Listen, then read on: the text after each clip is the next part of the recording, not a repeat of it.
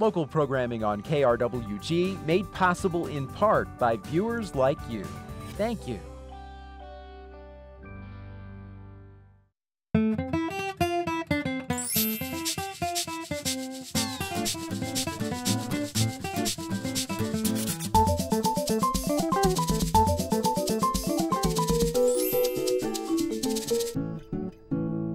Hello, I'm Anthony Moreno. Thanks for joining us.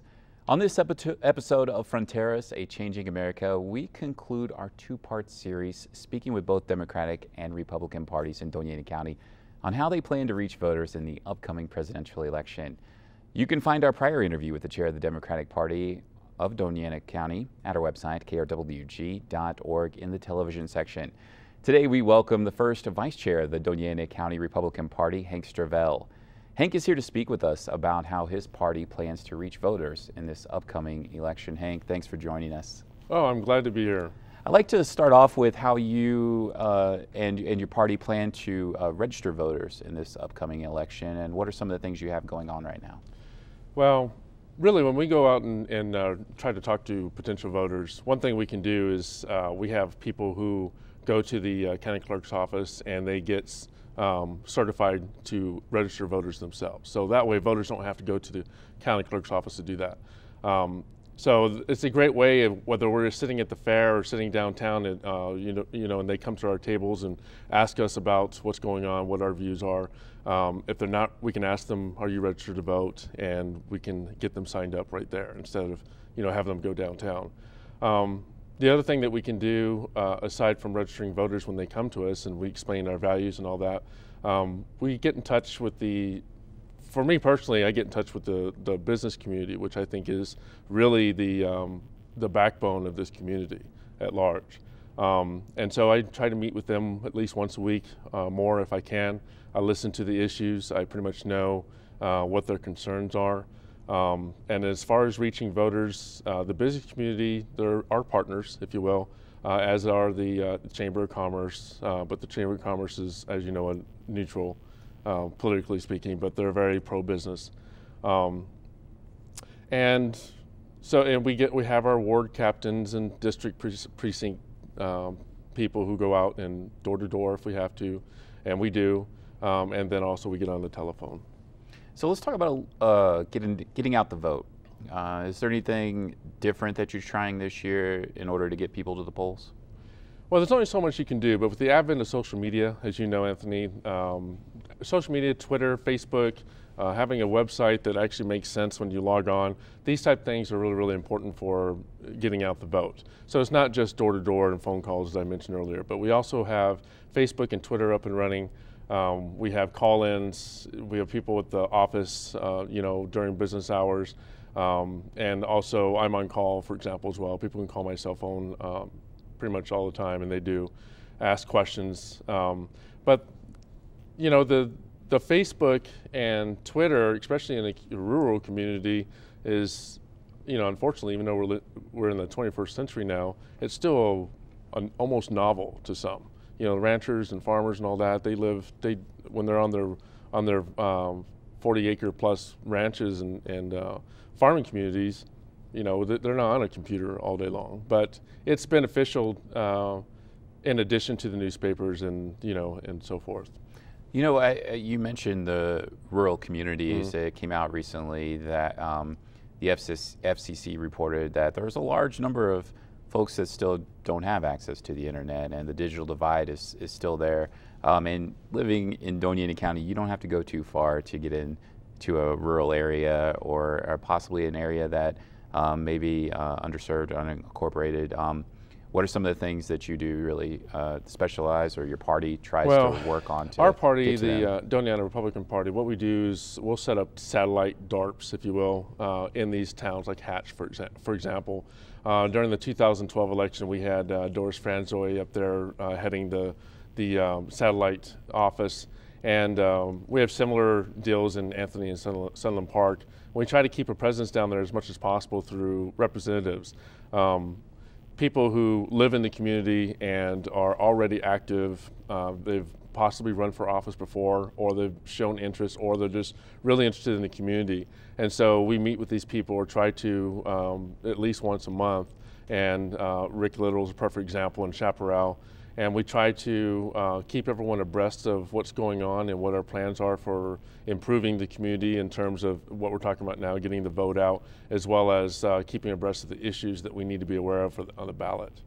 You mentioned the 2012 election earlier. I was curious, you know, history has shown that voter turnout in presidential election years is usually higher than your midterm elections. However, in 2012, the turnout actually dropped compared to 2008, right, the prior presidential election year. I was wondering what your thoughts are on that. Well, you know, to be honest, I haven't thought too much about it, but I would imagine, you know, 2009 was the beginning of the descent in the economy. And so 2008 was just before that. President Obama was running for office, you know, touted as the first African American running for president, and of course the promises that he had made regarding several issues that a lot of people were interested in on both sides. We won't go into the actual specifics and who was, you know, supporting what, but there was a lot of interest there. 2012, because the economy was slowing down and all that, I think people saw a lot of the same. President Obama, unfortunately, whether he's responsible or not, the way the public usually sees it, whoever's president, whoever's the commander, and I was in the military, so I see this a lot, or saw this a lot. The commanders, they're the ones who catch the heat, even if they're not at fault. And so I think in 2012, again, regardless of who was at fault, I think he was seen as being at fault, and it looked like, I think a lot of people saw it as another runaway election where President Obama was going to win, and there were concerns, you know, well, does it really matter if we go out and vote? You know, it's going to be more of the same for the next 4 years. That's my opinion. It's not I haven't taken a poll or anything of the community. What are your thoughts about how things are looking so far in the 2016 election? Well, on the Republican side, you know, we had, 17 candidates the RNC had to pull from initially, and almost immediately 4 or 5 of them hit the second debates. Carly lost her position at one point, then she came back. Unfortunately, in my opinion, Ron Paul lost his seat, and I'm talking about the debates here. But we still have Trump and Cruz in the running, and I have concerns about both personally. Cruz, because he's Canadian born, and granted the Constitution is not really clear about where you have to be born for, you know, natural citizenship, especially given the subsequent change in, you know, given the legislation about what a natural citizen actually means. And Trump, you know, there are things to like and dislike. I dislike mostly the somewhat radical rhetoric, which I think is going to win the primaries hands down. But in the general election, he's got to, you know, like anybody, has to go towards more the general or the independents. Well, you know, those candidates that you just spoke of, you know, Ted Cruz and Donald Trump are considered somewhat the outsiders within the party, yeah, I guess you could say, maybe. It seems to be the year of the non-traditional candidate or outsider, when you have Cruz and Trump polling well for the Republicans, and on the Democratic side, Bernie Sanders gaining momentum as well. What do you make of that? Well, I think there's a number of factors we have to take into consideration, and we'll start on the Democrat side. And I'll be completely fair here, because I realize it's my being here is not to demonize them in any way. But unfortunately for Hillary Clinton, she has some baggage, if you will, somewhat criminal baggage. The Benghazi affair isn't helping her. A lot of that, I think, has left a bad taste in a lot of people's mouth, a lot of the voters' mouths, not just obviously the Republican side, but I think the Democrat side too. And Bernie is surging ahead because he lacks that baggage, in my opinion. And I'll stop there. On the Republican side, we have, there are a lot of outsiders, but let's not forget that we also had Carly Fiorina, is also somewhat of an outsider. But issue, I think, is we'll discuss Trump versus her as an example. Trump's been on the business stage for a very long time, notwithstanding the fact that he's had several bankruptcies and so forth. But let's not forget, that's not illegal. It's not illegal to go bankrupt and resurge from that. In fact, the American dream, part of that is that we have opportunity in this land, and we can come from nothing to something, lose it possibly, and then still be able to surge ahead. So there's nothing wrong with that, in my opinion, with Trump's past. Yes, you may say, well, if he's gone bankrupt several times before, what's he going to do with our economy now? Is he going to bankrupt that too? And that's a question that voters are going to have to ask themselves. But Carly, she's an outsider too, but her issue, in my opinion, was one of the worst decisions she ever made with the merger or the acquisition of Compaq. And a lot of people remember that. And as a result, and she's new to the table. But Trump's done a really good job, in my opinion, in handling the media. He's hired a lot of media people. He's also a big business proponent, and he's hired a lot of rhetorical speakers of the caliber of Cicero of Rome. Really, really good speakers. So I think he knows what to say to incite people to pay attention to him. And right now that's what you need, especially in the Republican side. We have so many candidates. You have to do something to step outside. Cruz is soft-spoken, and yet he reminds me of Rubio in a way, except their issues are vastly different, arguably. But Cruz is from Canada, and the nice thing about that is that he openly admitted it. That he was from Canada from the get-go, or he was born in Canada. So it's less of an issue with the American people, and it's been softened somewhat, the impact of the possible negation of the Constitution with President Obama's, possibly not being born in the United States. Do you see that being an issue if Cruz should get the nomination? Certainly not in the primaries, but possibly in the general. It's unfortunate because what I hear from a lot of voters, and I can't speak for the Democrat side, but certainly the Republican side, is that many voters will refuse to vote for a particular candidate because they don't like that person on principle. They'll sit on principle. And I hate to sound as if it's nefarious, but in a way it can be, because if Republicans don't go out and vote for a candidate, even if they don't like that particular candidate, say it's Trump, and a lot of Republicans don't like Trump for various reasons, but if we don't go out and vote for him, then we give a vote, de facto give a vote to the Democrat candidate, whoever that may be. And so it's really, really important, back to the issue of getting out the vote, that when we do that, we explain that, look, regardless of who actually wins the primaries, when the general election ballot comes along, you need to go vote, because mathematically you're giving a vote away if you don't vote at all. Donald Trump, you mentioned him. He's doing well in the polls for the Republican nomination.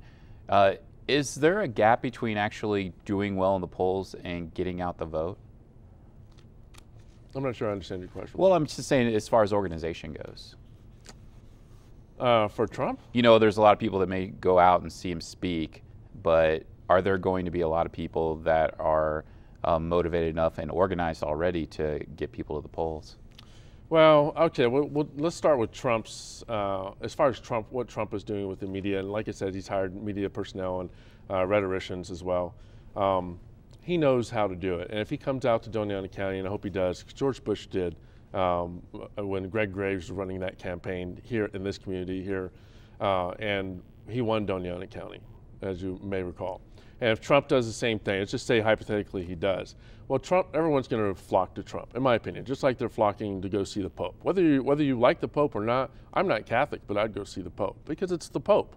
And I think a lot of people see Donald Trump that way. I think that's Trump's, maybe that's his agenda from the get-go, just get people to pay attention to him so much, with a love or hate relationship.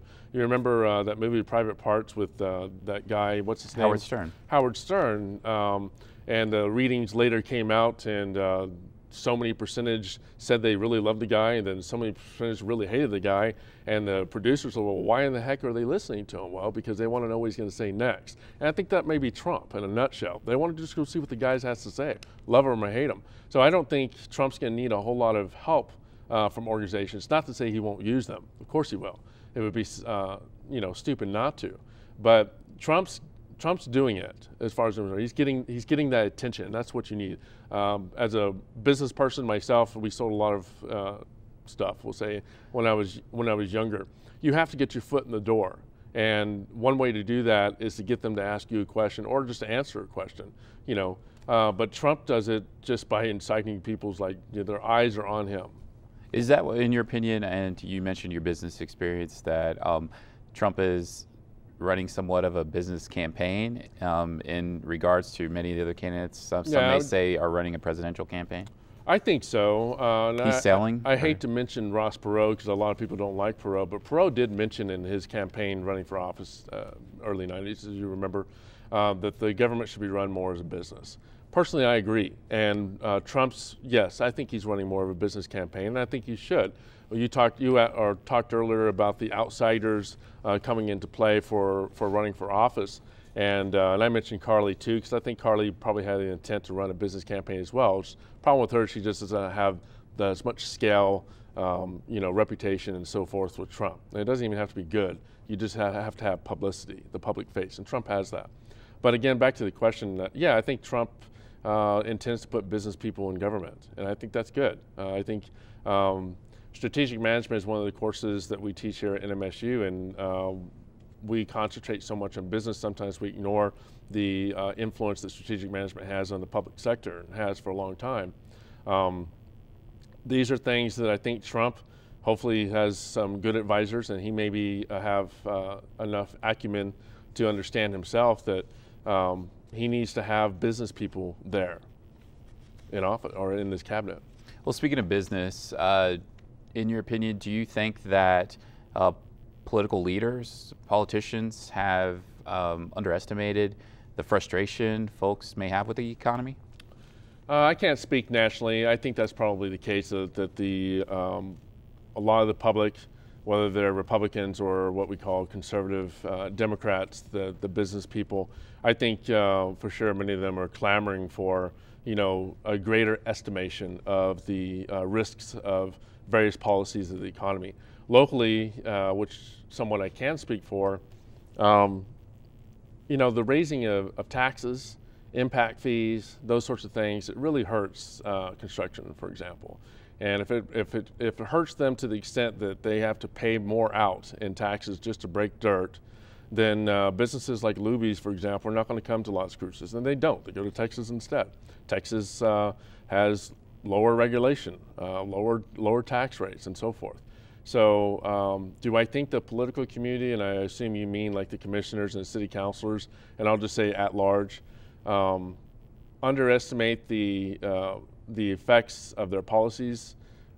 Yes, certainly they do. I'm not sure if it's on purpose or for what reason, but it seems to me that in light of, for example, the ballot recently where the public voted against the GRT increase and they increased it anyway, like I was mentioning to you before the show, even if you agree with many people who believe, and I've heard a councilman say, for example, that taxes are the price of civilization, even if you agree with that notion, as an American who understands the Constitution like I do, and every American should, whether you're an immigrant or otherwise, you have to disagree wholeheartedly with an autocratic or tyrannical, if you will, legislature or group of legislators who decide, in this case the county commissioners, well, we're going to raise taxes anyway, regardless of what the public says.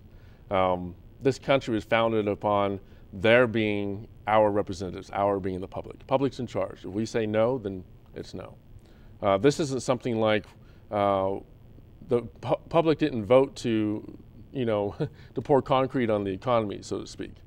If anything, lowering taxes, lowering or getting rid of impact fees altogether will improve the economy because business will come here, and therefore the tax base will increase. And as a result of the tax base broadening, expanding, then there's no need to raise taxes any longer. Is that a message that you're using locally to try to connect with voters?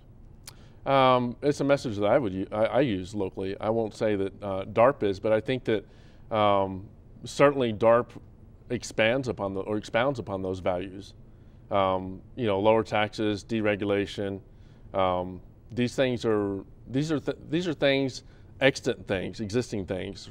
Overregulation or greater taxes and so forth, they cripple business, small business in particular. raising minimum wages, that cripples business.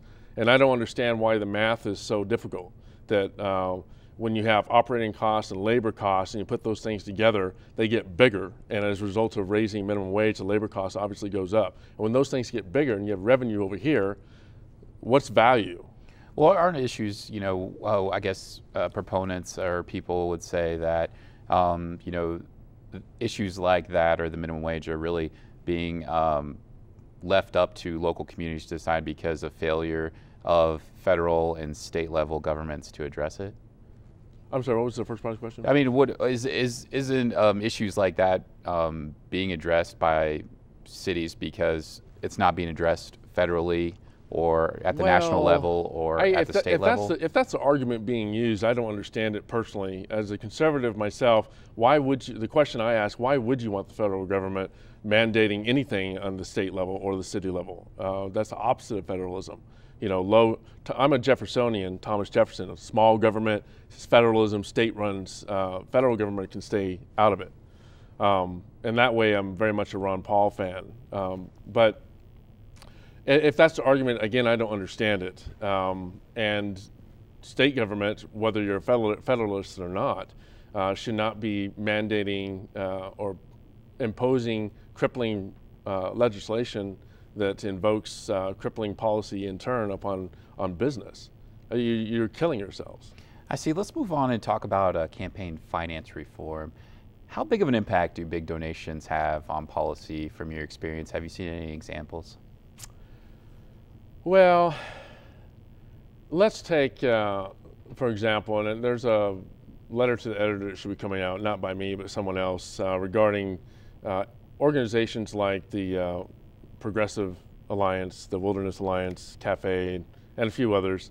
They put together so many hundreds of thousands of dollars in private monies, and now I hear they're after public funds as well. And of course, their monies are going towards people who are running for office. And without going into specifics, well, of course they have a serious impact. Now, even if these candidates, and the Republican side, to be fair, we receive a lot of monies as well. So as a whole, if candidates are receiving a lot of money from a particular organization, then there's what Cialdini would call a reciprocity effect, right? If I give you money to run for office, and then I come down the road and say, hey, I want you to vote this way on legislation, well, of course, there's a sense of obligation there. And so does it have a major impact, though? It depends on the individual, I got to say. I mean, but yeah. Have you seen examples of that? No. Okay. Let's move on and let's talk about, we spent a lot of time about Donald Trump and other candidates, fighting back and forth and getting press, really. I was wondering, you touched on this a little bit, but do the back and forth insults help a candidate or hurt a candidate?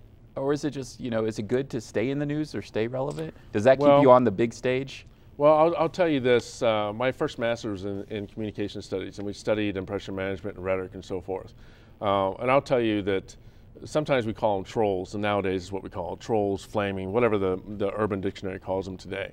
I think it works for some people and works against other people. A lot of times I think it's based on your personality. Trump, for example, has this personality that even if he's saying things that are just completely radical, like, let's banish all Muslims, something like that. Yes, he's inciting a reaction, but they're very, it's dual-edged, it's radical, it's not in the middle. For him it works, I think, because it's Trump, but if it's someone like Carly couldn't get away with that, Ben Carson couldn't get away with that. Carson's personality is completely, he's subdued. And some say too nice, he's affable. It wouldn't work for him. So I think it just depends on your charm, if you will. It's your art. So let's say you can say that one can say that maybe Trump's celebrity or his already style that everybody's familiar with. Well, that's a good point. It's almost as if he has a celebrity status. So you don't even, when you go, people talk about Hollywood stars, and I don't watch any of this stuff, but E! Entertainment or whatever it is, and they watch the Grammys. You don't even have to like Katy Perry, but you're going to watch Katy Perry walk down and collect her Emmy or whatever she got recently, right? But I think Trump does have celebrity status, I'll be honest with you. I would say he may be the only candidate who does. Speaking of stars, what is the Doña County Republican Party doing to, produce the next stars in the Republican Party here locally? How's that going? Well, that's difficult to say. I mean, there are many, unfortunately, I think there are a lot of really good potential business candidates who would be great for city council positions, Senate, local Senate, House of Representatives, or county commissioners.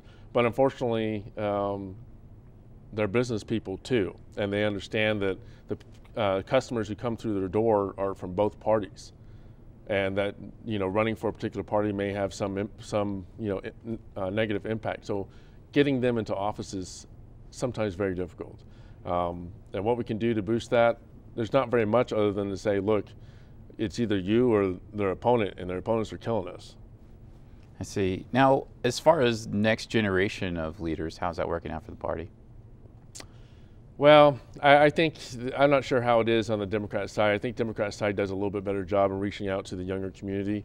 And it may be due to the more idealist approaches to, the economy and service and so forth.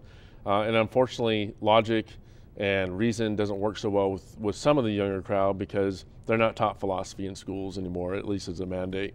And they're reading less or fewer newspapers and they're watching more, and I'll say it, Fox and MSNBC, all the mainstream media that puts out this drivel, for lack of a better word, when they should be reading books and good newspapers like the San Francisco Chronicle, international newspapers, and actually doing their own research and finding out for themselves what's really going on. And unfortunately, in the age of social media, like we mentioned previously, and this texting all the time, and people don't have attention spans of mice now. And so they hear something, it's like the elaboration likelihood model. There's two parts of it. You have cues, and then the stuff that's stuff that's superficial, right? So, I like that tie. We'll just go with him or her. Well, I want to thank you very much for stopping by and sharing with us, and thank you. Oh, thank you for inviting me. And we want to thank you for joining us on Fronteras, A Changing America. I'm Anthony Moreno.